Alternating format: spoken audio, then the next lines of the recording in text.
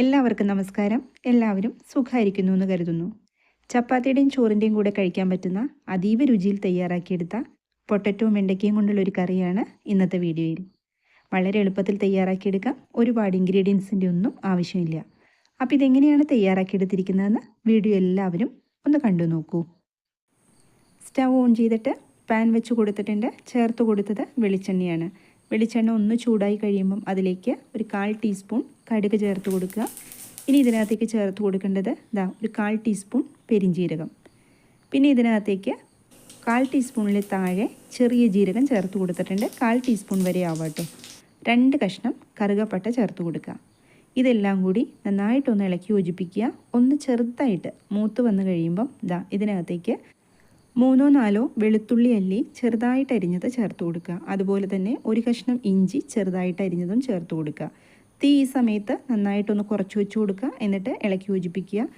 നമ്മുടെ വെളുത്തുള്ളിയും അതുപോലെ ഇഞ്ചിയും നല്ല പോലെ ഒന്ന് മൂത്ത് കിട്ടണം. ഈ സമയത്ത് ഇതിനകത്തേക്ക് 2 ഉരുളൻകിഴങ്ങ്, ഇപ്പോൾ ഞാൻ എടുത്തിരിക്കുന്നത് 2 എണ്ണമാണ്. നിങ്ങൾക്ക് എത്രയാണ് കറി വേണ്ടത് അതനുസരിച്ച് ഉരുളൻകിഴങ്ങ് എടുക്കുക. ഇതുപോലെ ചതുര കഷ്ണങ്ങളാക്കിയിട്ടാണ് അരിഞ്ഞെടുത്തിരിക്കുന്നത്. അതുകൂടെ ചേർത്ത് കൊടുത്തിട്ട് ഇളക്കി യോജിപ്പിച്ച് കൊടുക്കുക. തീ ഈ സമയത്തൊന്ന് കൂട്ടി വെച്ച് കൊടുക്കുക. നമ്മുടെ ഉരുളൻകിഴങ്ങ് ചെറുതായിട്ടൊന്ന് ഫ്രൈ ആയി കിട്ടണം. ഉരുളൻകിഴങ്ങ് കുക്കറിൽ വേവിച്ചെടുക്കുന്നതിനേക്കാളും ടേസ്റ്റ് കൂടുതൽ ഇങ്ങനെ തയ്യാറാക്കിയെടുക്കുമ്പോഴാണ്. കുറച്ച് ഉപ്പിട്ട് കൊടുക്കുക. നമ്മുടെ ഉരുളൻകിഴങ്ങിലേക്ക് ഉപ്പ് പിടിക്കാൻ വേണ്ടി മാത്രം ഇപ്പോൾ ചേർത്ത് കൊടുത്താൽ മതി കേട്ടോ. അതിനുശേഷം ഒന്നും കൂടി ഇളക്കി യോജിപ്പിച്ച് കൊടുക്കുന്നുണ്ട്. ഈ സമയത്ത് നമ്മുടെ വീഡിയോ കണ്ടുകൊണ്ടിരിക്കുമ്പം വീഡിയോ ഇഷ്ടമായാൽ സബ്സ്ക്രൈബ് ചെയ്യാതെ കാണുന്നവരൊക്കെ ഉണ്ടെങ്കിൽ ഒന്ന് സബ്സ്ക്രൈബ് ചെയ്യാനും ലൈക്ക് ചെയ്യാനും മറന്നു പോകരുത്. ഇനി നമ്മൾക്ക് ഇതൊന്ന് അടച്ചു വെച്ചിട്ട് വേവിച്ചെടുക്കണം. ഒരുപാട് സമയമൊന്നും എടുക്കില്ല. നമ്മൾ വെള്ളം ഒന്നും ഒഴിച്ചു കൊടുക്കേണ്ട. ആ ഒരു ആവി വെള്ളത്തിൽ തന്നെ നമുക്ക് ഉരുളൻകിഴങ്ങ് വെന്ത് കിട്ടിക്കോളും. ഇപ്പോൾ ഒരു 4 മിനിറ്റ് കഴിഞ്ഞപ്പം ഞാൻ ഒന്ന് അടുപ്പ് തുറന്നു നോക്കി. ഉരുളൻകിഴങ്ങ് അത്യാവശ്യം നന്നായിട്ട് വെന്ത് കിട്ടിയിട്ടുണ്ട്. ഉരുളൻകിഴങ്ങ് ഒരുപാടങ്ങ് വേവിച്ചെടുക്കരുത്. എന്നുവെച്ചാൽ വെന്ത് കുഴഞ്ഞു പോകരുത്. ഈ ഒരു പാകത്തിനായിരിക്കണം നമ്മൾ എടുക്കേണ്ടത്. ഇനി അതിനകത്തേക്ക് ചേർത്ത് കൊടുക്കേണ്ടത് സവാള ഞാൻ എടുത്തിരിക്കുന്നത് ചെറിയൊരു സവാളയായിരുന്നു. അത് മുഴുവനായിട്ട് എടുത്തിട്ടുണ്ട്. അത് ചെറുതായിട്ട് അരിഞ്ഞെടുക്കുക കേട്ടോ. അത് ചേർത്ത് കൊടുക്കുക. അതിനുശേഷം ഇതിനകത്തേക്ക് 2-3 പച്ചമുളകും കൂടെ ചേർത്ത് കൊടുക്കുന്നുണ്ട്. കുറച്ച് കറിവേപ്പില ഈ സമയത്ത് ഒന്ന് ചേർത്ത് കൊടുക്കുക. അതിനുശേഷം ഇതിനകത്തേക്ക് ചേർത്ത് കൊടുക്കേണ്ടത് വെണ്ടയ്ക്കയാണ്. അപ്പോൾ 2 ഉരുളൻകിഴങ്ങിന് ഞാൻ എടുത്തിരിക്കുന്നത് 3 വെണ്ടയ്ക്കയാണ് കേട്ടോ. അത്യാവശ്യം വലിയ വെണ്ടയ്ക്കായിരുന്നു. ചെറിയ കഷ്ണങ്ങളാക്കിയിട്ട് ഒന്ന് കട്ട് ചെയ്തെടുക്കുക. എന്നിട്ട് ഇതെല്ലാം കൂടി നല്ലപോലെ ഒന്ന് ഇളക്കി യോജിപ്പിക്കുക.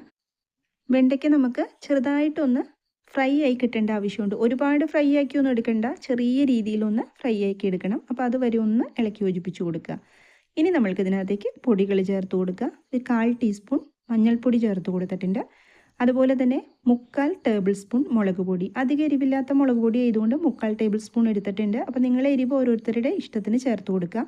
അതുപോലെ തന്നെ 3/4 ടേബിൾ സ്പൂണിൽ കുറച്ച് താഴെയായിട്ട് മല്ലിപ്പൊടിയും കൂടി ചേർത്ത് കൊടുത്തിട്ടുണ്ട്. ഇനി ഇതിനകത്തേക്ക് ഒരു 1/4 ടീസ്പൂൺ മസാലപ്പൊടി, ഗരം മസാലയാണ് ചേർത്ത് കൊടുത്തത്. പെരിഞ്ജീരകവും കറുകപ്പട്ടയും നമ്മൾ ചേർത്ത് കൊടുത്തിട്ടുണ്ട്. അപ്പോൾ ഒരുപാട് മസാലപ്പൊടി ചേർക്കരുത് കേട്ടോ. അങ്ങനെ വെച്ചാൽ നമ്മുടെ കറിക്ക് ആ മസാലയുടെ ഒരു ഫ്ലേവർ ആയിരിക്കും മുന്നിട്ട് നിൽക്കുക. അപ്പോൾ വളരെ കുറച്ച് ചേർത്ത് കൊടുത്താൽ മതി. എന്നിട്ട് പൊടികളുടെ പച്ച മണം മാറുന്നത് വരെ നല്ലപോലെ ഇളക്കി യോജിപ്പിച്ച് കൊടുക്കുക.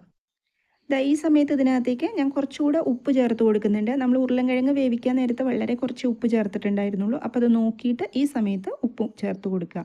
എന്നിട്ട് ഒന്നും കൂടി ഒന്ന് ഇളക്കി യോജിപ്പിച്ച് കൊടുക്കുക. തീ ഈ സമയത്ത് ഒന്ന് കുറച്ച് വെച്ചിട്ട് ഒരു 2 മിനിറ്റെങ്കിലും നല്ലപോലെ ഒന്ന് ഇളക്കി യോജിപ്പിച്ച് കൊടുക്കുക. ഇനി അതിനകത്തേക്ക് ചേർക്കേണ്ടത് തക്കാളി ഞാൻ ഒരെണ്ണം എടുത്തിട്ടുണ്ട്. അത്യാവശ്യം നല്ല പുളിയുള്ള തക്കാളിയാണ്. അതുകൊണ്ട് ഒരെണ്ണം എടുത്തിട്ടുള്ളൂ. അപ്പോൾ പുളി നോക്കിയിട്ട് നിങ്ങൾ തക്കാളി ചേർത്ത് കൊടുക്കുക. തക്കാളി ചെറുതായിട്ട് അരിഞ്ഞിട്ട് ചേർത്ത് കൊടുക്കുക. ഇനി ഇത് നമ്മൾ ഇളക്കി യോജിപ്പിക്കുകയൊന്നും വേണ്ട. ഇതിനകത്തേക്ക് നമ്മൾ ഇനി കുറച്ച് വെള്ളം ചേർത്ത് കൊടുക്കണം. വെള്ളം ചെറിയ ചൂടുവെള്ളമാണ് ചേർത്ത് കൊടുക്കേണ്ടത്. അതിൻ്റെ അളവ് ഒരു 1/4 ഗ്ലാസ് അത്രയും ചേർത്ത് കൊടുത്താൽ മതി. ഒരുപാട് വെള്ളം ചേർത്ത് കൊടുക്കരുത്. കാരണം തക്കാളിയിൽ നിന്നും അത്യാവശ്യം വെള്ളമൊക്കെ ഇറങ്ങും. പിന്നെ ഈ വെണ്ടയ്ക്കൊന്നും വെന്ത് കിട്ടാൻ ഒരുപാട് വെള്ളം ഒഴിച്ചു കൊടുക്കരുത്. ഈ ഒരു പാകത്തിന് മാത്രം വെള്ളം കൊടുക്കുക. അതിനുശേഷം അടച്ചു വെച്ച് കൊടുക്കുക. ഒരുപാട് സമയമൊന്നും എടുക്കില്ല അത് കുക്കാവാനായിട്ട്. 2-3 മിനിറ്റിനുള്ളിൽ നമുക്ക് വെണ്ടയ്ക്കയും അതുപോലെ തക്കാളിയൊക്കെ അത്യാവശ്യം നന്നായിട്ട് തന്നെ വെന്ത് കിട്ടും. ഒരു 3 മിനിറ്റ് കഴിഞ്ഞിട്ടുണ്ട്. നമ്മൾ ചേർത്ത് കൊടുത്ത വെള്ളമൊക്കെ നന്നായിട്ട് വറ്റി കിട്ടിയിട്ടുണ്ട്. ഈ കറിയിലേക്ക് വെള്ളത്തിൻ്റെ അംശം പാടില്ല കേട്ടോ. അപ്പോൾ വെള്ളം നന്നായിട്ട് തന്നെ വറ്റിച്ചെടുക്കുക. ഇനി നിങ്ങൾ തുറന്ന് നോക്കുമ്പോൾ വെള്ളം ഉണ്ടെങ്കിൽ ചെറിയ തീയിലിട്ടിട്ട് ഇതുപോലെ ഒന്ന് തുറന്ന് വെച്ചിട്ട് ആ വെള്ളം ഒന്ന് വറ്റിച്ചെടുക്കുക. ഇനി നമ്മൾ ഇതിനകത്തേക്ക് ചേർത്ത് കൊടുക്കേണ്ടത് നാളികേരത്തിൻ്റെ പാലാണ്. അപ്പോൾ ഞാനൊരു 1/2 കപ്പോളം നാളികേരപ്പാൽ എടുത്തിട്ടുണ്ട്. അത് ഇതിനകത്തേക്ക് ചേർത്ത് കൊടുക്കുക. അത് വെള്ളം ഒഴിച്ച് പിഴിഞ്ഞെടുക്കാതിരിക്കുക കേട്ടോ. നല്ല കട്ടിയോട് കൂടിയുള്ള നാളികേരപ്പാലായിരിക്കണം എടുക്കേണ്ടത്. അത് ചേർത്ത് കൊടുത്തിട്ട് ചെറിയ തീയിലിട്ടിട്ട് ഒന്ന് ചൂടാക്കി എടുക്കുക. ഒരുപാടങ്ങ് തിളപ്പിക്കരുത്, ചെറിയ രീതിയിലൊന്ന് ചൂടാക്കി എടുത്താൽ മതി. എളുപ്പത്തിൽ തയ്യാറാക്കി എടുക്കാൻ പറ്റുന്ന ഒരു കറിയാണ് കേട്ടോ. കുട്ടികൾക്കൊക്കെ ഒരുപാട് ഇഷ്ടപ്പെടുന്ന ഒരു കറിയായിരിക്കും ഇത്. പൊട്ടറ്റോ ഒക്കെ കഴിക്കാത്ത കുഞ്ഞുങ്ങൾ ഇതുപോലെ ഉണ്ടാക്കി കൊടുത്താൽ അവർ കഴിച്ചോളും. മസാലയുടെയൊക്കെ ഫ്ലേവർ ഉള്ളതുകൊണ്ട് അവർക്ക് ഇഷ്ടമാവും. ഇനി അതിൻ്റെ മുകളിലേക്ക് കുറച്ച് കറിവേപ്പില ഞാൻ ചേർത്ത് കൊടുക്കുന്നുണ്ട്. ഇത് ചെറുതായിട്ടൊന്ന് ചൂടായി വന്നിട്ടുണ്ട് കേട്ടോ. ഈ സമയത്ത് നമ്മളിതാ സ്റ്റൗ ഓഫ് ചെയ്ത് കൊടുക്കുക. ഇനി ഇത് കുറച്ച് നേരം ഇരുന്ന് കഴിയുമ്പം ഇത് നന്നായിട്ടൊന്ന് കുറുകി വരും. ചപ്പാത്തിയുടെ കൂടെയും ചോറിൻ്റെയൊക്കെ കൂടെ കഴിക്കാൻ പറ്റുന്ന വളരെ രുചികരമായിട്ടുള്ളൊരു കറിയാണ്. ഇതുപോലെ ട്രൈ ചെയ്ത് നോക്കാത്തവരൊക്കെ ഉണ്ടെങ്കിൽ ഒന്ന് തയ്യാറാക്കി നോക്കൂ. തയ്യാറാക്കി നോക്കിയിട്ട് ഫീഡ്ബാക്ക് കമൻറ്റ് ബോക്സിൽ പറയണം കേട്ടോ. ലൈക്ക് ചെയ്യാനും സബ്സ്ക്രൈബ് ചെയ്യാനൊന്നും ആരും മറന്നു പോകരുത്. മറ്റൊരു റെസിപ്പിയുമായിട്ട് വീണ്ടും കാണാം. എല്ലാവരും സന്തോഷമായിട്ടിരിക്കുക. Thank you.